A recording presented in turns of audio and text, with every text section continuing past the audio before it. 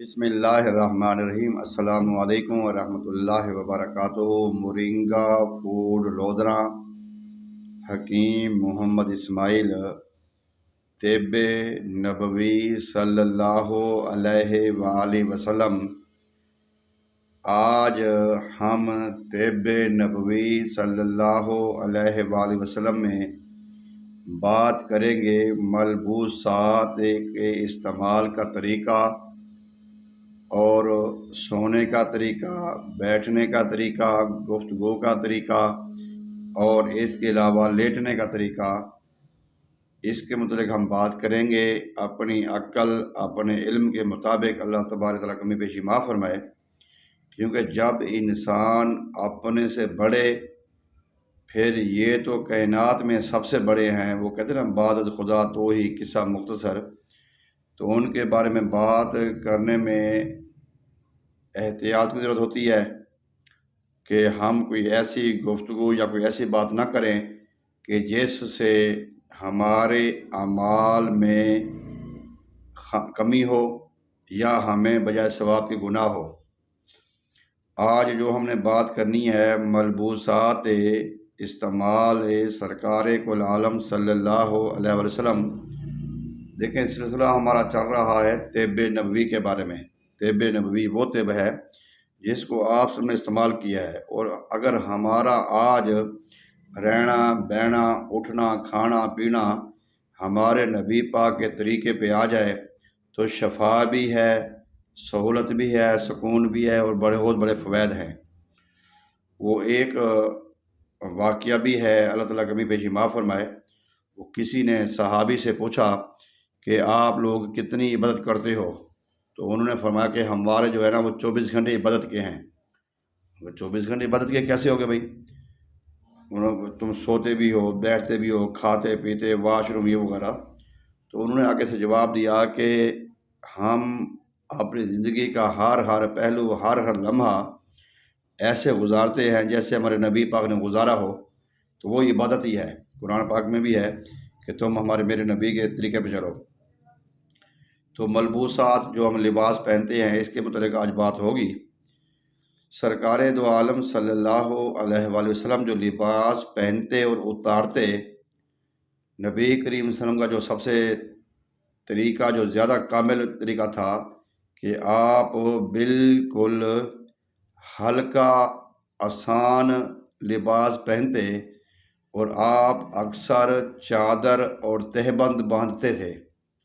چادر جس کو ہم دھوتی کہتے ہیں، چادر کہتے ہیں، وہ اکثر تہبند اور چادر باندھتے تھے، اس لیے کہ دوسرے ملبوسات کے مقابل یہ بدن میں ہلکا معلوم ہوتا ہے۔ آپ کا کرتا بھی زیب تن فرماتے۔ آپ جو کرتا ہوتا تھا، کرتا بھی کھلا ہوتا تھا، اس کی آستانی، آستینے، اس کے بازو، اس کا وہ بھی ایسے ہلکے ہوتے تھے، تو آستینے بھی اس کی ہر چیز ان کی ہلکی ہوتی تھی۔ کرتا جو زیب تن فرماتے، اور یہ آپ کو زیادہ پسند تھا۔ تہبند، چادر مبارک اور کرتا جو ہے یہ آپ کو زیادہ پسند تھا۔ اس کے پہننے اور استعمال کرنے میں دوسرے کپڑوں کی نسبت زیادہ آسانی ہوتی ہے۔ آپ صلی اللہ علیہ وآلہ وسلم کہ جو آپ کا کرتا مبارک تھا وہ آپ کی پنجلیوں تک آتا تھا، یعنی کہ گھٹنوں سے نیچے پنجلیوں تک آتا تھا، آگے اور پیچھے دونوں برابر۔ اور جب آپ سفر پہ جاتے تو سفر کے دوران آپ موزے استعمال کرتے ہیں۔ موزے جو ہوتے ہیں جوتی کی شکل میں چمڑے کے موزے ہوتے ہیں۔ اس میں کوئی موسم کا فرق نہیں ہے، گرمی، سردی، بارش، طوفان، آندھی، اس میں کوئی نہیں ہے۔ آپ اکثر جب بھی آپ سفر فرماتے تو آپ موزے ساتھ رکھتے تھے، اور کبھی کبھار اگر آپ اپنے گھر میں بھی ہوتے تو وہ کبھی کبھار موزے استعمال کرتے تھے۔ اکثر حالت سفر میں پیروں کو سردی اور گرمی سے محفوظ رکھنے کے پیش نظر موزے استعمال فرماتے، اور کبھی کبھار اپنے گھر میں بھی وہاں پہ استعمال فرماتے تھے۔ اور کپڑوں کے لیے بہترین جو آپ کا رنگ تھا وہ سفید تھا، وائٹ سفید رنگ تھا، اس کو آپ پسند فرماتے، یا پھر زرد ہوتا، سفید کپڑا استعمال فرماتے اور زرد رنگ کی یمنی چادر استعمال فرماتے ہیں۔ آپ صلی اللہ علیہ وآلہ وسلم سرخ، سیاہ، رنگین، چمکدار کپڑا نہ پہنتے تھے، اور جو یہ آتا ہے کہ آپ نے سرخ جوڑا زیب تن فرمایا ہوا تھا، وہ اصل میں یمنی چادر تھی، یا پھر کالا جوڑا کہتے ہیں، کالا سوٹ یا کالے رنگ کے کپڑے پہنے ہوئے تھے، وہ بھی جو کالی چادر مبارک آپ کے زیب تن رہتے تھے، وہ اس کے بارے میں فرماتے ہیں کہ وہی ہوتی، یا زرد رنگ کا جوڑا تھا یا سرخ رنگ کا، وہ ایک یمنی چادر آپ اکثر زیب تن فرماتے، وہ زرد رنگ کی تھی، اور جس میں سیاہی، سرخی، سفیدی تینوں موجود تھی، صرف سرخ نہ تھی۔ اس طرح آپ صلی اللہ علیہ وآلہ وسلم نے سبز، گرین، ہرے رنگ کا جوڑا بھی زیب تن فرمایا ہے۔ ہم اس بیان کو پہلے پڑھ چکے ہیں، جس میں یہ سمجھا کہ آپ نے گہرے سرخ رنگ کا جوڑا زیب تن فرمایا ہوا تھا۔ اس کا خیال غلط ہے کہ وہ اصل میں یمنی چادر تھی، اور آپ کا جو لباس مبارک تھا وہ آپ عید کے دن یا حج اکبر کے دن کوئی نیا لباس پہنتے تھے، یا جب تک ٹاکیاں لگاتے تھے، خود سلائی کرتے تھے، پیوند لگی ہوتے تھے، ان کو آپ پہنتے تھے۔ لباس میں گرین، سبز، کالا اور جو سرخ ہے، یہ یمنی چادر، کالی چادر ہے، اللہ تعالیٰ کبھی پیشی معاف فرمائے۔ لیکن سبز رنگ کا جوڑا آپ نے پہنا ہے، کالے رنگ کا بھی کہیں سے ہمیں ملتا ہے کہ آپ نے بلیک کلر کا لباس بھی پہنا ہے، لیکن اس میں کچھ لوگ کہتے ہیں کہ وہ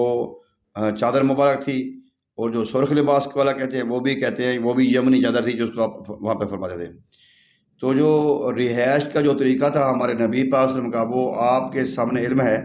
کہ آپ زمین پر کبھی نہیں سوئے۔ جو لوگ کہتے ہیں نا ہم ایسے سو جاتے ہیں، ابھی مٹی پہ مل جائیں گے، خاک ہے، یہ ہے وہ، تو آپ نے مٹی پر کبھی نہیں سوئے۔ آپ صلی اللہ علیہ وآلہ وسلم کو اس بات پہ یقین تھا کہ آپ دنیا میں اس طرح ہیں جیسے کوئی مسافر سواری پہ ہو یا سواری کی پشت پر ہو۔ ایک روایت میں آتا ہے کہ ایک مرتبہ نبی پاک صلی اللہ علیہ وسلم سوئے آرام فرما رہے تھے، جب آپ اٹھے تو آپ کے کمر پر، جسم مبارک پر وہ کھجور کی چٹائی کے نشان لگے ہوئے تھے۔ تو عرض کیا گیا، یا رسول اللہ، آپ ہمیں حکم فرمائیں، ہم آپ کے لیے بستر کا انتظام کریں۔ تو آپ نے فرمایا، میری مثال تو مسافر کی طرح ہے جو صبح گھر سے نکلتا ہے اور سفر پہ ہو، جب تک وہ سفر نہ کر لے تو وہ آرام نہیں کرتا، سکون نہیں کرتا۔ میں تو اس طرح یہ رہتا ہوں، ہمارا اس دنیا سے کیا لینا دینا۔ تو اس لیے آپ زیادہ تر نہ تو آپ زمین پہ آرام فرماتے، خالی زمین پہ، نہ آپ کوئی موٹا گدا استعمال کرتے تھے، آپ زیادہ تر چمڑے کا ٹکڑا ہوتا تھا آپ کے پاس،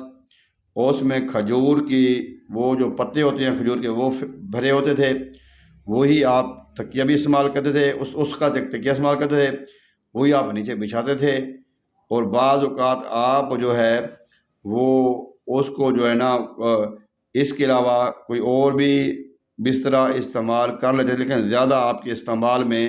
یہی چمڑے کا پختہ ہے، چمڑے کا کپڑا تھا اس کے آپ کے استعمال میں۔ آپ کے جو سونے کا انداز تھا صلی اللہ علیہ وسلم، بڑا پیارا انداز تھا سونے کا۔ آج ہم نے خلاف شرع یہ کام شروع کر رکھے ہیں۔ میں اپنی عقل اور علم کے مطابق بات کروں گا کہ آپ صلی اللہ علیہ وسلم عشاء کی نماز کے بعد آپ فوراً ہی چلے جاتے تھے بستر پہ، آپ سو جاتے تھے۔ جس نے آپ صلی اللہ علیہ وسلم کو خواب بیداری کے طریقہ پر غور کیا ہوگا، جس نے بھی آپ کے حیات میں غور کیا ہوگا، وہ یہ لازمی بات کرے گا کہ آپ کی جو نیند تھی، آپ عشاء کی نماز کے بعد زیادہ دیر نہ جاگتے اور جا کے سو جاتے۔ اول پہر آپ سو جاتے رات کے، تو پچھلے پہر یا آدھی رات کو آپ اٹھتے، پھر مسواک کرتے، پھر وضو کرتے، بعض اوقات غسل بھی کرتے تھے، پھر آپ بدلے میں محو ہو جاتے۔ پھر آپ نے جیسے آج ہمارے ہاں ہم ایسا ہوتا ہے کہ کبھی ہم زیادہ کھانا کھا لیتے ہیں، ہمیں سستی چھا جاتی ہے، ہم جو ہے نا ایسے پریشان ہوتے ہیں، تو ایسے نبی پاک صلی اللہ علیہ وسلم کی حیات مبارکہ میں بالکل نام نشان نہیں تھا، بلکہ آپ جو قلولہ ہوتا ہے جو ہم دوپہر کا کھانا کھاتے ہیں، اس میں آپ دوپہر کے وقت کھانا کھانے کے بعد تھوڑا جو بھی کھانا کھاتے تناول فرماتے تھے، تو آپ محو استراحت اور تھوڑا قلولہ آپ لیٹ جاتے تھے آرام کرنے کے لیے۔ اور ویسے بھی فرمایا نا کہ جب میں سو جاتا ہوں تو میرے دل کی آنکھیں کھلی ہوتی ہیں۔ آپ صلی اللہ علیہ وسلم کی جو خوشبو تھی، استعمال تھا خوشبو کا، وہ عمدہ ہوتی تھی۔ آپ کا جو پسینہ تھا وہ عرق گلاب تھا۔ آپ صلی اللہ علیہ وسلم خوشبو بھی استعمال کرتے تھے، مسواک بھی استعمال کرتے تھے، سرما بھی لگاتے تھے، استعمال کرتے تھے، اور اس کے علاوہ آپ صلی اللہ علیہ وآلہ وسلم خوشبو سرما بھی استعمال کرتے، تیل بھی لگایا کرتے تھے آپ، اور جو آپ کا پسینہ مبارک تھا وہ گلاب کی خوشبو، گلاب کی مہک، جیسے آج گلاب کی خوشبو ہے ویسے آپ کا پسینہ تھا۔ بڑی قابل غور بات ہے کہ آپ کے گھر میں کوئی بیت الخلاء نہ تھا جس سے بدبو پیدا ہو۔ ان صفات کا محتمل مکان یعنی سب سے بہتر معمول تھا وہ ایک سائڈ پہ تھا، اور یہاں پہ اگر ہم بات کی جائے کہ آپ صلی اللہ علیہ وسلم کا حاجت کرنا یا آپ صلی اللہ علیہ وسلم کا حاجت کے لیے جانا پڑنا، وہ تو سمیل کا ہم سوچ بھی نہیں سکتے تھے، کیونکہ وہ ایک نور اللہ نور ہستی تھی۔ لیکن یہ جو بیت الخلاء کا گھر میں نہ بنانا، ایک سائڈ پہ جا کے بنانا، تھوڑا دور جا کے بنانا، اس میں یہ چیزیں ملتی ہیں ہمارے لیے، کیونکہ وہاں پہ جنات کا ڈیرا ہوتا ہے۔ وہ ہمارے لیے فرمایا، ان کی تو ضرورت نہیں تھی، وہ تو اگر اس چیز سے بالکل کلیتاً پاک تھے، لیکن حاجت کے لیے جب آپ جاتے تو وہ بھی کیونکہ ہمیں ایک راستہ دکھانا تھا، ہمیں ایک طریقہ بتانا تھا، تو اس لیے آپ نے حاجت کے لیے گئے اور الٹا پاؤں پہلے رکھا، سیدھا پاؤں بعد میں رکھا، اللہم انی اعوذ بک من الخبث والخبائث دعا پڑھی۔ اور یہ کہتے ہیں کہ جو بیت الخلاء میں وہ جنات کا ڈیرا رہتا ہے، اور اگر ہمارے گھر میں جو واش روم ہوتا ہے بعض اوقات صفائی کا احساس ہم نہیں کرتے تو وہاں پہ سمیل بھی آتی ہے، اور جنات بھی ہمارے گھر میں ہوتے ہیں، تو ان چیزوں سے ہمیں بھی پرہیز کرنا چاہیے۔ آپ صلی اللہ علیہ وسلم کی جو حیات مبارکہ ہے وہ تو ہمارے لیے نمونہ ہے، جو آپ سے کام ہوئے ہیں، جو کام آپ صلی اللہ تعالیٰ نے کروائے ہیں وہ بہترین نمونے کے طور پہ کرائے ہیں۔ اس کے علاوہ جو نیند ہے، نیند جب آپ عشاء کی نماز پڑھتے بعد چلے جاتے، سو جاتے، تو جہاں پہ آپ نے آرام فرمانا ہوتا، آپ کی ازواج محترمات بھی تھی، تو آپ وہاں پہ سو جاتے، اور ایسے سوتے کہ آپ جو دائیں کروٹ لیتے، یعنی کہ آپ کا جو ہاتھ ہے لیفٹ ہاتھ، یہ آپ نیچے رکھ کے اور ایسے سو جاتے قبلے کی طرف۔ اگر آپ پاکستان میں دیکھیں، پاکستان کی طرف دیکھیں تو آپ کے جو قدمین شریفین تھے، جو قدم مبارک تھے وہ پاکستان کی طرف تھے، اور سر مبارک تھا وہ اس طرف تھا، جو چہرہ تھا وہ قبلے کی طرف، کیونکہ جو مدینہ پاک میں جو کعبہ ہے وہ جنوب کی طرف ہے، تو آپ ایسے سو جاتے، اور آپ کی ایسا نہیں تھا کہ نیند نہ آتی ہو آپ ایسے کروٹ لیتے رہوں، ایسا سسٹم بالکل آپ کی حیات مبارکہ میں نہیں تھا۔ اب تھوڑی دیر بھی سوتے تھے اور پرسکون سوتے تھے۔ اب نیند جو ہے، ہم جب نیند کرتے ہیں اور ہمارے نبی پاک صلی اللہ علیہ وسلم نے جب نیند فرمائی ہے تو اس نیند میں بے شمار ہمیں فوائد ملتے ہیں۔ نیند بدن پر طاری ہونے والی ایک ایسی حالت ہے جس کے طاری ہوتے ہی حرارت غریزیہ اور قوی نفسیاتی اندرون بدن کی طرف متوجہ ہو جاتے ہیں تاکہ کچھ دیر آرام کر سکیں۔ اس کی دو قسمیں ہیں، کیونکہ جب انسان سو جاتا ہے اور اس کو بے شمار فوائد ملتے ہیں، ایک تو ان کا جو ذہن ہے وہ بڑا تندرست ہو جاتا ہے، دوسرا ان کا جو کھانا ہے وہ صحیح ہضم ہو جاتا ہے۔ کھانے میں جو نیند کے دوران کھانا صحیح ہضم ہوتا ہے، کیونکہ ہمارے جو جتنی بھی قوتیں ہیں، دیکھنے والی، سوچنے والی، حرکت کرنے والی، چلنے والی، وہ ساری ختم ہو جاتی ہیں، وہ زیادہ تر زور معدے کو لگاتے ہیں، اور یہی وجہ ہے کہ جب ہم سو کر اٹھتے ہیں تو ہمیں حاجت ہوتی ہے واش روم کی، ہم سٹول کے لیے جاتے ہیں، ہم بڑے کھانے کے وغیرہ کے لیے جاتے ہیں، تو اس کی وجہ سے ہے۔ یہاں پہ ایک چیز اور بھی یہاں پہ ہے کہ جو لوگ نہیں سوتے یا کم سوتے ہیں ان کو اکثر قبض کی شکایت رہتی ہے، اور اس لیے قبض کو دور کرنے کے لیے بہترین جو عمل ہے وہ نیند بھی ہے۔ نیند کے بعد اگر ہم قرآن پاک کا عمل دیکھیں تو قرآن پاک میں جو سورۃ الضحیٰ ہے، والضحیٰ واللیل اذا سجی، یہ بھی قبض کے لیے اور نظام کے لیے بہت ہی اچھی ثابت ہوتی ہے ماشاءاللہ۔ ویسے تو قرآن پاک شفا ہے، تو اس حوالے سے جو طریقہ ہے طب نبوی صلی اللہ علیہ وسلم ہے، اس میں کافی حکمتیں ہیں۔ حدیث پاک ہے ابن ماجہ کی، حضرت ابو امامہ رضی اللہ تعالیٰ عنہ سے روایت ہے کہ انہوں نے بیان کیا ہے کہ نبی کریم صلی اللہ علیہ وآلہ وسلم کا ایک شخص سے پاس گزر ہوا تو آپ مسجد میں منہ کے بال سوئے ہوئے تھے۔ آپ نے اپنے پیر سے ٹھوکا مارا، اس کو تھوڑا مارا اور تھوڑا مارا، فرمایا کھڑے ہو جاؤ، تم پیٹ کے بل الٹے نہ سوو، کیونکہ یہ جہنمیوں کے سونے کا انداز ہے۔ جہنمی جو لوگ ہیں وہ اس طرح سوئیں گے۔ تو اس طرح سونا، آپ یا تو زیادہ آپ سوتے تھے ایک سائڈ پہ دائیں کروٹ لے کے سوتے تھے، اور یا پھر آپ بائیں کروٹ لے کے سوتے تھے، یا یہ بعض اوقات آپ اوپر کی طرف ہی آپ روچے رہے انور رکھ کے سو جاتے تھے، لیکن یہ کہ الٹا سوچنے کا منع فرمایا ہے اور نہ کوئی سویا ہے۔ سن لو کہ چاشت کے وقت سونا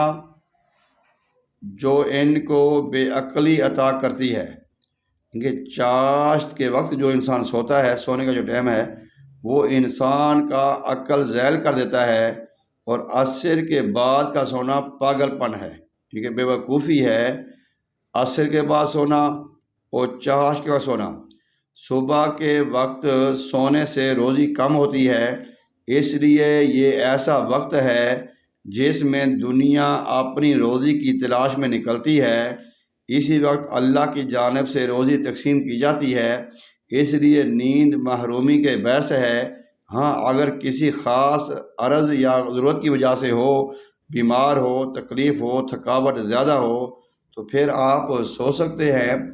ادروائز آپ کو سونا مناسب نہیں ہے۔ دھوپ میں سونے سے جان لیوا بیماری ابھرتی ہے۔ دھوپ میں نہیں سونا چاہیے۔ سونے کے وقت جسم کا بعض حصہ دھوپ میں ہو اور بعض حصہ سائے میں ہو، یہ بھی خرابی ہے۔ چنانچہ ابو داؤد نے اپنی سنن میں ابو ہریرہ رضی اللہ تعالیٰ عنہ سے یہ حدیث نقل کی ہے کہ رسول اللہ صلی اللہ علیہ وسلم نے فرمایا، جب تم میں سے کوئی دھوپ میں ہو، سایہ سمٹ جائے، تو بعض حصہ دھوپ میں ہو، بعض حصہ سایہ میں ہو، تو کھڑا ہو جائے، یعنی وہ جگہ چھوڑ دے۔ بعض لوگ ہم درخت کے نیچے سوئے ہوتے ہیں تو وہاں پہ دھوپ آ جاتی ہے یا سایہ ختم ہو جاتا ہے، تو وہاں پہ پھر نہیں سونا چاہیے، ہمیں سایہ میں سونا چاہیے۔ نبی کریم صلی اللہ علیہ وسلم نے منع فرمایا ہے کہ آدمی دھوپ اور چھاؤں میں یعنی کہ برابر سوئے، آدھا دھوپ آدھا چھاؤں یہ برابر سوئے، تو یہ آپ سب نے منع فرمایا ہے۔ اس حدیث میں سایہ اور دھوپ کے درمیان سونے سے منع کے متعلق یہ بات بھی ہے کہ اس میں کافی بیماریاں جنم لیتی ہیں۔ جب سونے کے لیے بستر پر جانے لگو تو نماز کے وضو کی طرح وضو کرو، پھر اپنے دائیں کروٹ لیٹ کر یہ دعا پڑھو، اے اللہ، میں نے اپنے آپ کو تیرے سپرد کیا ہے، اپنا رخ تیری طرف کیا ہے، اپنے معاملہ کو تیرے سپرد کیا ہے، اپنی پوسٹ کی جو میری جو پوسٹ پہ ہے وہ آپ کی مدد ہے، اور میں تجھی سے اس امید کے ساتھ سوتا ہوں کہ تو مجھ پر اپنی رحمت نازل فرمائے گا۔ تیرے اور اس کے رسول پر ایمان لایا ہوں،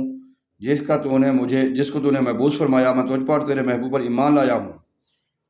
اور میں اگر تم اسی رات مر گئے تو تمہاری موت شہادت بن جائے گی، یعنی کہ وضو کے ساتھ سوئیں اور اللہ اور اللہ کے رسول کی شہادت کی گواہی دے کے سوئیں گے، اور اس طرح یہ شہادتی موت ہے۔